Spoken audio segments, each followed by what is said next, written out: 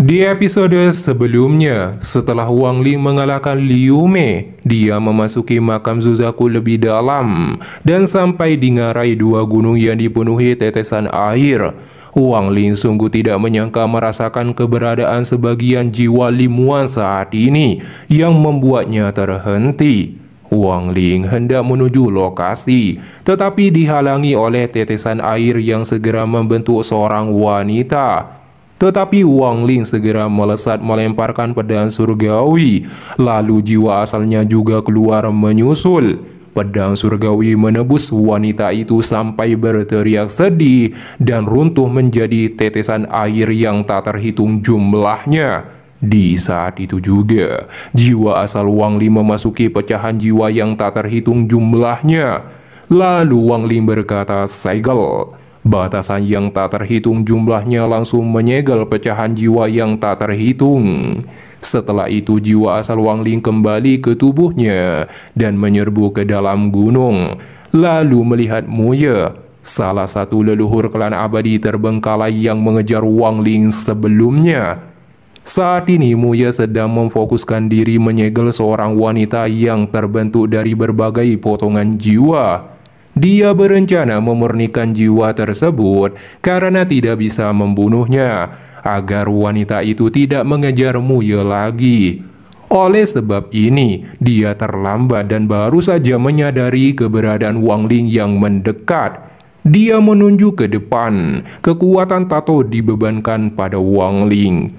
Wang Ling menghindari serangan dengan berteleportasi, muncul kembali di sebelah wanita yang terpenjara oleh kekuatan tato. Wang Ling sangat terkejut, dia mirip Limuan. Wang Ling segera mengayunkan pedang surgawinya ke arah kurungan tato. Dengan dentuman keras terjadi saat berbenturan, banyak retakan dan hancur satu persatu. Muye meraung marah saat dia menuju Wang Ling. Telapak tangannya diselimuti kekuatan tato kuno. Wang Ling mengeluarkan bendera Qingling dan bendera $1 miliar. Segera jiwa Qingling meraung marah muncul. Ribuan fragmen jiwa dengan 10 jiwa utama kultivator transformasi jiwa menyerang. Muye sangat terkejut dan langsung terhenti mengambil tindakan, berbalik untuk lari. Di saat Muye lari, wanita yang mengejar Wang Ling sebelumnya muncul dan menyerang. Sementara Wang Ling terus menebas penjara tato dan akhirnya dihancurkan. Wanita itu tertawa ceria dan bergegas melarikan diri. Wang Ling tidak membiarkannya, dia mengontrol semua fragmen jiwa dan membentuk jaring menghalangi pelarian wanita itu. Wanita itu bertanya, "Kamu menyelamatkanku, namun sekarang kamu menjebakku. Apa yang kamu inginkan?" Wang Ling bertanya, "Apakah kamu ingin mati atau hidup?" Wanita itu tertawa dan berkata tidak ada yang bisa membunuhnya. Wang Ling kemudian memerintahkan 6 jiwa kultivator transformasi jiwa meleburkan wanita tersebut. 6 kultivator transformasi jiwa segera membentuk segel, melepaskan berbagai serangan mantra dan teknik menghantam tubuh wanita itu. Wanita itu tertawa ketika tubuhnya hancur menjadi berbagai tetesan air tersebar. Di saat itu juga, seluruh tanah bergetar, banyak tempat berada di ambang kehancuran, dan robekan ruang semakin meningkat di langit, menandakan makam Zuzaku tidak bisa bertahan lebih lama lagi. Wang Ling bergegas bereaksi seperti kilas saat dia menghindari celah ruang dan meraih tetesan air sebening kristal. Itu adalah potongan jiwa Limua yang kemudian dimasukkan ke dalam manik penelan surgawi. Di arah berlawanan, Muye terluka parah oleh jiwa kehidupan wanita yang menyerang tadi. Hanya menyisakan jiwa asalnya yang lemah melarikan diri dari pengejaran Wang Ling kemudian. Namun tiba-tiba keretakan ruang oval muncul di depannya dan menelan jiwa asal Muye sampai menjerit sengsara. Di lautan darah di kedalaman tanah dewa kuno, kebebasan Tao Shen akan segera tiba. Dia berkata agar Wang Ling menjaga warisan pengetahuannya dengan aman. Tanpa warisan kekuatanku, warisan pengetahuanmu tidak akan berguna. Apalagi warisan pengetahuanmu tidak lengkap. Ada satu kristal pengetahuan yang ada di tanganku. Dengan kristal pengetahuan, Tao Shen mengetahui cara membebaskan dirinya dari belenggu tanah dewa kuno. Dia bisa merasakan inti planet Suzaku mirip dengan pertumbuhan bayi dewa kuno. Para kultivator menyebut sebagai planet kristal kultivasi. Tao Shen dapat menggunakan objek ini untuk memecahkan segelnya dan kemudian dapat menggunakan teknik pertukaran jiwa dan meninggalkan tanah dewa kuno. Di sisi lain, para leluhur klan abadi terbengkalai menggunakan kekuatan tengkorak leluhur Su untuk secara paksa menobrak makam Suzaku, sehingga orang yang kuat dapat masuk dan mencari planet kristal kultivasi untuk mengelolanya. Akhirnya, para leluhur memutuskan untuk membiarkan leluhur kedua yang paling akrab dengan manusia, Yun Kunzi, menerobos masuk ke makam Suzaku sendirian untuk menyelamatkan sukunya. Sementara Wang Ling sampai di makam pedang dan mengeluarkan pedang surgawi, Su Ligao sebagai pemimpin. Dia kemudian memimpin menundukkan pedang yang tak terhitung jumlahnya, sembari memegang pedang surgawi. Wang Ling dan Su Ligao kemudian masuk lebih dalam ke makam pedang. Setelah masuk ke dalam, Wang Ling melihat kumpulan pedang yang tak terhitung mengeluarkan niat pedang yang kuat. Kemudian pedang seperti bulan sabit muncul yang memiliki aura pedang surgawi. Di saat itu juga pedang yang tak terhitung memberi jalan dan penghormatan seperti tuan mereka. Wang Ling tidak menyangka akan melihat pedang yang bukan terbentuk dari berbagai jiwa kehidupan. Dan Su Ligao ketakutan melihatnya karena getaran yang diberikan oleh pedang surgawi. Tiba-tiba pedang bulan muncul di sebelah pedang surgawi dan menghantamnya sampai didorong mundur. Su Ligao langsung keluar dan bersembunyi di belakang Wang Ling. Wang Ling kemudian mengambil pedang surgawi, lalu mengayunkannya, menciptakan gelombang energi pedang yang bertabrakan keras dengan pedang setengah bulan. Sayangnya tidak berpengaruh, sebaliknya bersinar lebih terang dan lebih dingin saat meminta Wang Ling untuk meninggalkan Su Ligao dan boleh pergi.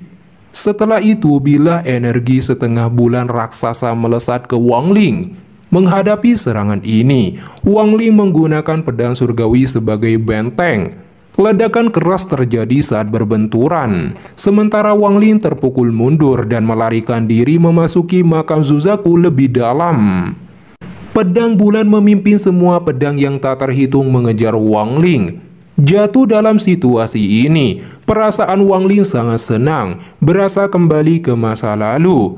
Di tengah pengejaran, Wang Ling melihat Zhao Tai dan Zixin. Melihat situasi Wang Ling saat ini, keduanya buru-buru melarikan diri. Wang Ling mencoba memanggil Zhao Tai, tapi dia pura-pura gak dengar. Pada akhirnya, Wang Ling tidak ingin membuang waktu, sehingga Wang Ling punya ide yang berani. Dia segera melemparkan Su Ligao ke pedang bulan untuk melindungi dirinya. Namun Wang Ling hanya meninggalkan Su Ligao sementara, karena setelah Wang Ling menemukan jiwanya, dia akan kembali untuk menyelamatkan Su Ligao dan menaklukkan pedang misterius itu. Kemudian Wang Ling melihat Red Butterfly dan Qian Feng terbang bersama. Setelah itu Qian Feng memerintahkan Red Butterfly membunuh Wang Ling, agar dia dicegah untuk sampai ke Gunung Jiwa. Setelah Qian Feng menemukan pecahan jiwanya, dia akan kembali berurusan dengan Wang Ling. Dengan itu, Qian Feng melesat pergi. Lalu Red Butterfly mengeluarkan pedang sabit merah. Di saat itu juga aura kultivator transformasi jiwa terpancar dan melesat ke depan. Wang Ling mengeluarkan bendera larangan, dan banyak larangan terbang keluar membentuk perisai di depannya. Ketika berbenturan ke perisai, ledakan gemuruh terjadi. Lalu Red Butterfly mengejutkan Wang Ling ketika dia meminta untuk dibunuh dengan ekspresi rasa sakit. Harus dikatakan Red Butterfly menyembunyikan jejak kesadarannya ketika dia ditelan oleh Qian Feng. Kini setelah kesadaran Red Butterfly terbangun, dia tidak ingin dikendalikan oleh Qian Feng lagi. Jadi dia berinisiatif untuk meminta kematian pada Wang Ling secepatnya. Red Butterfly kemudian menyentuh keningnya. Lapisan es merah terpancar dan berubah menjadi armor baju besi merah yang menutupi tubuhnya. Wang Ling kemudian membentuk tombak batasan di tangannya dan melesat ke arah Red Butterfly. Di saat itu juga Red Butterfly mengeluarkan cambuk laser dan diayunkan ke arah Wang Ling. Wang Ling segera membentuk segel. Energi spiritual surgawi memasuki tombak sebelum akhirnya bertabrakan keras dengan cambuk laser. Gelombang kejut yang dihasilkan dari tabrakan begitu kuat, sehingga kekuatan gelombang kejut membuat langit dan bumi bergetar. Bahkan Red Butterfly menerima hantaman gelombang langsung terpukul mundur. Armor di tubuhnya retak dan memuntahkan darah. Di saat yang bersamaan, Wang Ling dengan cepat mundur 1000 kaki untuk menghindari dampaknya. Meski demikian, Red Butterfly segera membentuk patung raksasa es di depannya. Dengan ekspresi kesakitan, Red Butterfly berjuang mengendalikan tubuhnya, menyebabkan patung es retak dan hancur. Di saat itu juga, meminta Wang Ling untuk membunuhnya. Wang Ling menatap Red Butterfly dan mengabulkan permohonan yang telah lama terpendam sebagai lawan yang dihormati dan membantunya bebas. Wang Ling mengeluarkan kapak pendiri klan iblis raksasa yang diselimuti petir terpancar. Setelah beberapa pertukaran, Wang Ling mengeluarkan kekuatan kapak yang sebenarnya. Red Butterfly mengeluarkan kelopak bunga mawar. Sosok yang terlihat mirip Red Butterfly muncul di atasnya. Dia dengan bangga menatap Wang Ling, meminta dibunuh sekarang karena menjalani hidup seperti ini lebih buruk dari kematian. Wang Ling hanya menghela nafas melihat putri surgawi jatuh ke titik menyedihkan ini. Wang Ling kemudian melemparkan kapaknya ke arah Red Butterfly seperti meteor, membawa kekuatan penghancur. Di saat itu juga, jejak kesadaran Red Butterfly di atas kelopak bunga memasuki keningnya. Dia tersenyum indah melihat kapak melesat ke arahnya diikuti kelopak bunga mawar berjatuhan. Lalu kapak penghancur menebus tubuh Red Butterfly dan diledakkan menjadi kabut darah. Di saat itu juga, Red Butterfly meminta permohonan terakhir agar membunuh Qian Feng. Red Butterfly mati, dia meninggalkan cambuk laser dan pelakak giok informasi yang dipelajari Red Butterfly dengan mengamati Qian Feng dalam beberapa tahun. Pelakak giok berisi tentang domain Qian Feng yang ingin melahap segalanya. Qian Feng melahap domain untuk mendapatkan pemahaman yang berbeda sampai dia dapat memperbaiki domainnya sendiri sampai selesai. Untuk cambuk laser terdapat untayan indera ilahi tingkat kekuasaan yang tidak bisa dilepaskan oleh Wang Ling saat ini. Setelah menyelesaikan masalah ini, Wang Ling akan menghancurkannya dengan bendera $1 miliar. Wang Ling kemudian bergegas menuju Gunung Jiwa. Sementara itu Yun Kunzi telah sampai di Gunung Jiwa. Dia juga melihat Patua utusan Tao Shen duduk di atas patung raksasa, merasakan ancaman dan bertanya kenapa tidak datang dengan tubuh aslinya. Patua itu berkata tidak saling kenal. Tidak ada urusan baginya datang dengan tubuh aslinya atau tidak. Dia juga mengeluarkan niat membunuh saat memperkenalkan dirinya sebagai Mo Lihai. Yun Kunzi secara alami merasakan perasaan misterius dari Mo Lihai yang terlihat seperti kultivator transformasi jiwa tahap akhir dan menyadari bukan kultivator dari planet Zozaku. Namun Yun Kunzi tahu bahwa pihak lain juga datang untuk planet kristal kultivasi dan takut merusak rencananya, jadi dia adalah musuhnya. Kemudian satu persatu banyak orang berdatangan. Dari Cixin, Qian Feng, Liu Mei, dan akhirnya Wang Ling sampai menyapa Yun Kunzi sebelum melihat Mo Lihai yang terlihat familiar. Pada saat ini semua orang telah berada di depan gerbang raksasa, tempat terakhir makam Zuzaku, dan juga makam generasi pertama Zuzaku Ye Wuyao, dan kristal kultivasi ada di dalamnya. Tepat pada saat ini Gunung Jiwa mulai bergetar sekali lagi, dan serangkaian raungan gemuruh bergema dari langit. Sejumlah besar bagian dalam makam Zuzaku runtuh menjadi keretakan yang tak terhitung jumlahnya. Sementara di puncak Gunung Zuzaku, Zhu Kunzi tertawa gila sebelum tersenyum kejam. Dia berkata permainan baru saja dimulai dan belum mencapai klimaksnya. Qian Feng, aku harap kamu akan menggunakan harta yang kuberikan. Setelah kamu menggunakan harta itu, klimaks dari game ini bisa dimulai. Di Gunung Jiwa, Yun Kunzi memimpin menyerang pintu makam raksasa. Utusan Tao Shen, Wang Ling, Qian Feng, Liu Mei, dan yang lainnya semuanya mengerahkan segenap upaya untuk membuka gerbang makam dan mulai menerobos masuk. Wang Ling dan yang lainnya bisa melihat dalam pintu ada lautan emas yang sangat besar tanpa ujung. Apa yang akan terjadi selanjutnya akan sangat seru dengan berbagai pertempuran sengit dan kelicikan di baliknya.